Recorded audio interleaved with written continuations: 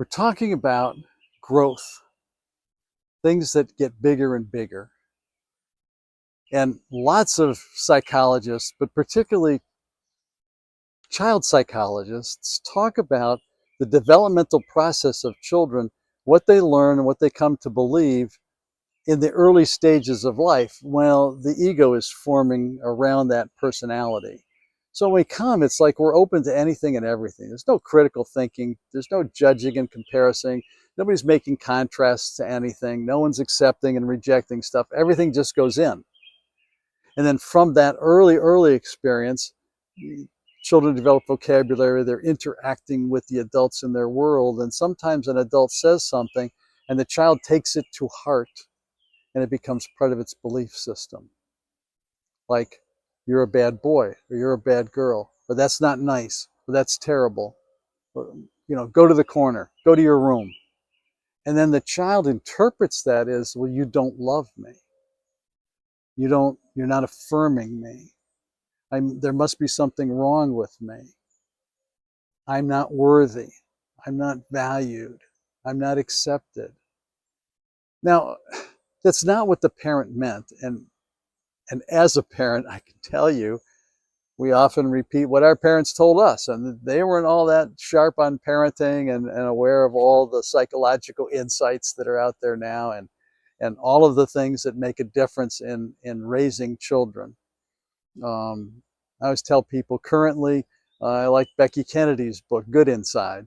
If we can just remember that kid who's driving us nuts is fundamentally good inside.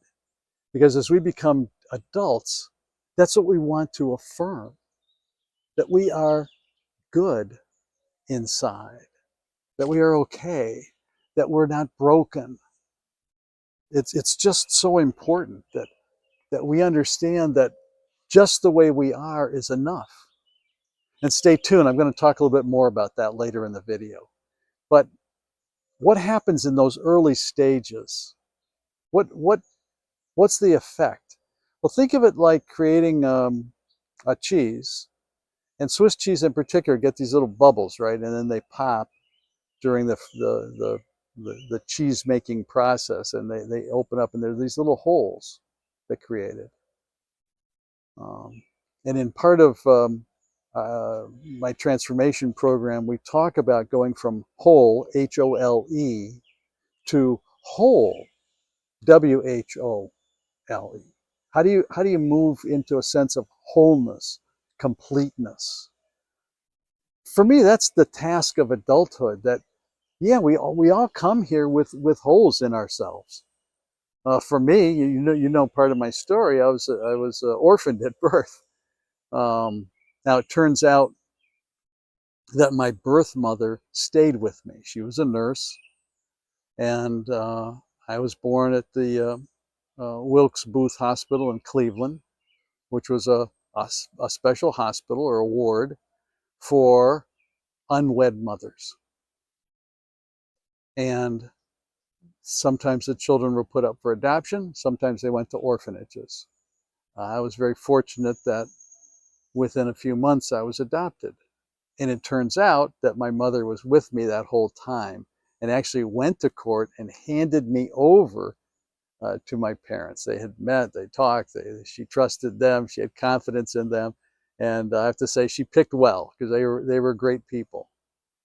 But growing up, I didn't know that part of the story. My parents, I always knew I was adopted, and we celebrated both my birthday and the adoption day was when I came home to them and became part of the family. And my name changed. And sometime I'm going to do a video about the significance of names, from Paul Lynn Davis to Thomas Allen Leutner, and that shift in identity. And we'll talk about all of that. But the effect growing up was to create these little holes of not being complete. And that became part of the BS system. Oh, I meant belief system that I grew up with. And then, as you know, I went on a quest for figuring out, how does all this fit? What does all this mean? How do I handle all of this? and getting out of the low self-esteem and growing and changing and transforming, but without a system, without really doing it other than on my own, and what I learned in psychology, what I learned in philosophy, what I learned in religion, and trying to understand who is this human being, and what are we, and what is our purpose? Is there a general purpose for humanity? But this is not a philosophy course. This is not a religion course. But we'll season and salt as we go along with those ideas and concepts behind psychologically. How do we move from having holes to being whole, being complete? And I really like the author Kamal Ravikant as a Silicon Valley tech guy, investors, made millions and billions of dollars. But there was a time in his life when he almost died, and he began this development, or these practices, that saved his life. And I want to share those with you today as something to add to your life, to shift your belief system. And just as the ancient poet said, do not look in a person's clothes to find holes, or their hole, but look in their eye to find their soul. And he took that to heart, and he developed a looking at yourself. He calls it eye gazing in his book, which is love yourself as if your life depends upon it. And then the sub is because it does. And as he learned to love himself, he got healthy again and went on to become a significant figure in Silicon Valley, and having an incredible impact on the world, including, I think, as one of the early investors in Uber. So if we want to have an impact on the world that we live in, there's some shifts and changes in who we are and who we need to become to have those kinds of amazing adventures and experiences in life.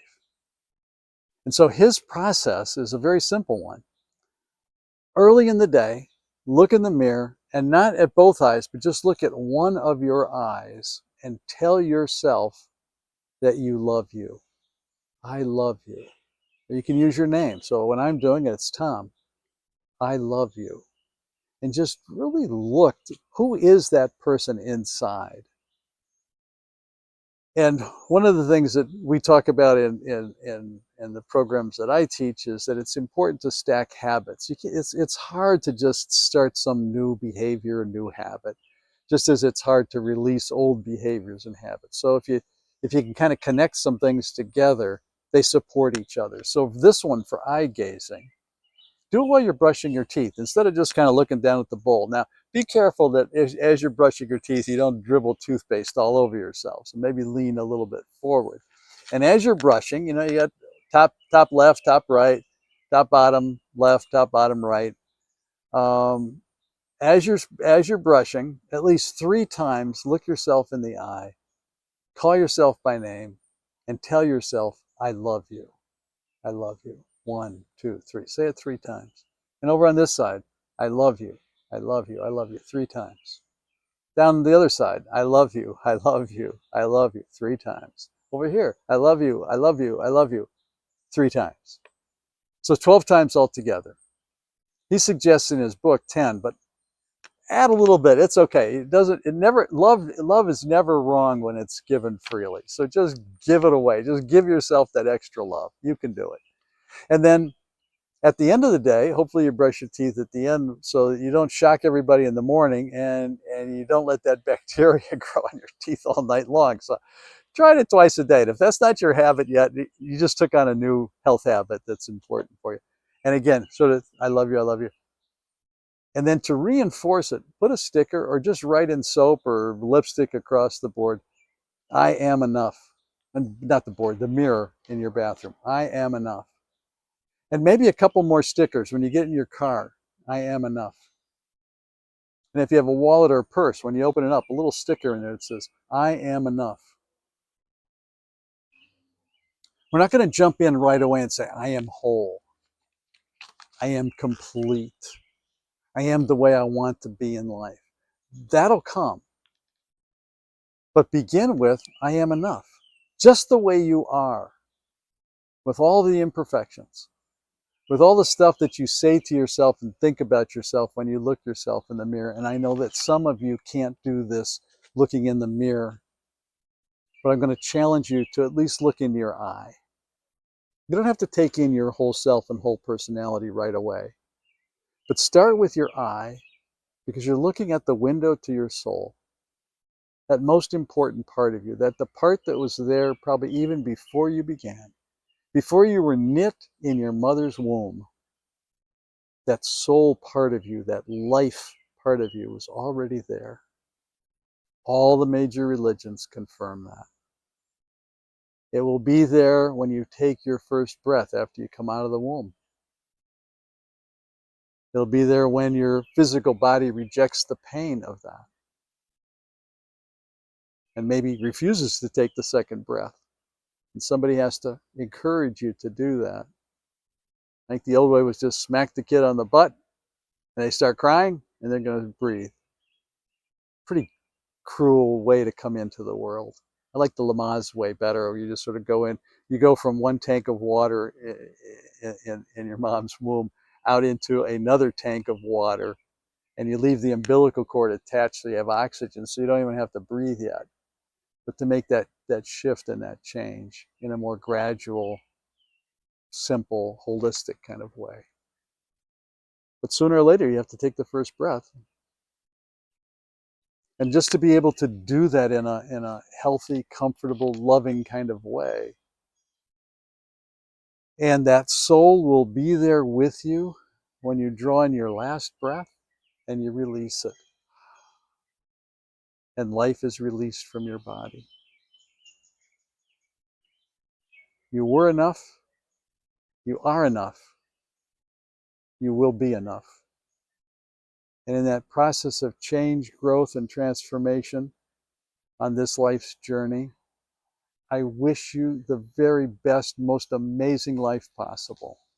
And if there's anything that I can do to help, contribute, participate in, just be there for you, please know that I am there with you. That's why I'm doing these videos, is that you never have to talk to me, you never have to have any kind of interaction with me. But I hope that these help you live the amazing, extraordinary, and unique life that is yours to live, because there's only one of you.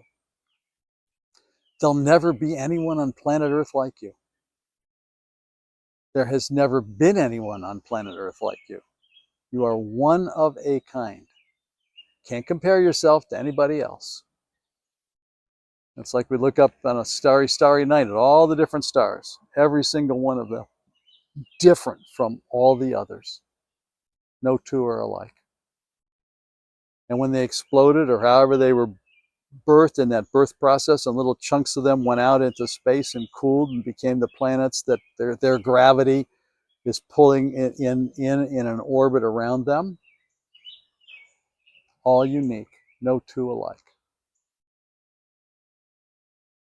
For me, that's a sign of the love and care and interest in the creative process, that creative life energy, that source, the thinking substance of the universe that's in, around, with all of us, in which we live and move and have our being. And why, yeah, technically there may be 6 degrees of separation. Not really. When the vibrations are right and there's a message that needs to go from one to another, it creates a new pathway. Just as our neurons create little neuron pathways when we're thinking new thoughts, things shift and change in our brain. I mean, we're a living model for the universe. But we look at the wrong places. We look outside of ourselves rather than at the soul within. Stop it. Take a moment to just look at yourself. Just one soul, the most important one on planet Earth right now, is you. Just look, gaze into your eye, gaze into your soul. And then affirm, lock it in place by a little tag, a little note somewhere on the mirror that says, I am enough. And then remind yourself throughout the day, you are enough. Drop that negative dialogue in your head. Begin to shift those stories that you tell yourself. Somewhere in here, I don't know if we'll post it, tag it here. I did a whole thing on story, how you change your narrative. Change it. It's yours. This is your story. You're the author of it. If you don't like the life that you're living, understand that the person who wrote it is inside of you. It's worth gazing into your eye to tell the author, hey, stop it. Let's start a new chapter right now. And that's what you get every day. It begins every day. It's new. It's fresh. It's like, yeah, okay. That was yesterday. Yesterday's gone. You can't go back, undo it. You can't go back and change it. You can't go back and say what you wish you had said. You can't go back and take out what you did say. But the good news is today's a brand new day. And in this day, play the role where you are enough. Play the role where there's at least one person on planet Earth that loves you. And they told you so this morning. And when the day is over and you're ready to go to sleep, that same person is going to reappear, look you right in the eye and say, I love you. Beginning each day this way. I am telling you, 2 weeks, you'll recognize yourself, but you will be a different person. That one I guarantee. If you do this faithfully twice a day and remind yourself throughout the day that you are enough, in 2 weeks from the day that you saw this video, if you add that little habit to your life, 2 weeks from now, you will be a different person. And please, if you would, when that happens, leave a note. Come back. Leave a note below and tell us all. Share it with another person. It'll make a difference. The transformation that you experience. Let us all share in that with you. Okay, we're not going to contact you, not going to bug you. Just share it. Share it with us. Let us know the change in you. Blessings on you. I wish you all the best. And if I get to contribute a little tiny smidgen of difference in your life, you have made my day and my life. And so you have that impact that we all want to make in the world. You've made it. Thank you. Like, share, subscribe. That also makes a difference in the world.